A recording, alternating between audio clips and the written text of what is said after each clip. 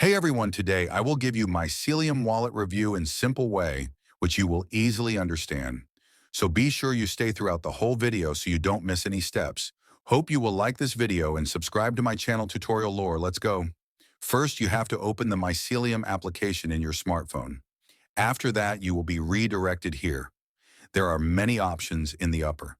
Let's click on the media flow here. You can see the news and etc. Click on Exchange option from here. You can exchange cryptocurrency to your country currency. Skip electric cars option, it's advertisement. If you click on Accounts option, you will see your money and etc. And then click on Balance option from here. You can see your QR code and address. You can buy and sell, exchange your currency, and etc. This is the full review of Mycelium application. This app is very good. In one word, you can do all things from Mycelium application like buy and sell Z-change currency, get your VIP address, and etc. If you still don't understand anything, then you can comment. I will definitely reply to it or make videos on that topic. Please like the video and hit the subscribe button and drop a comment. It motivates us. Thank you.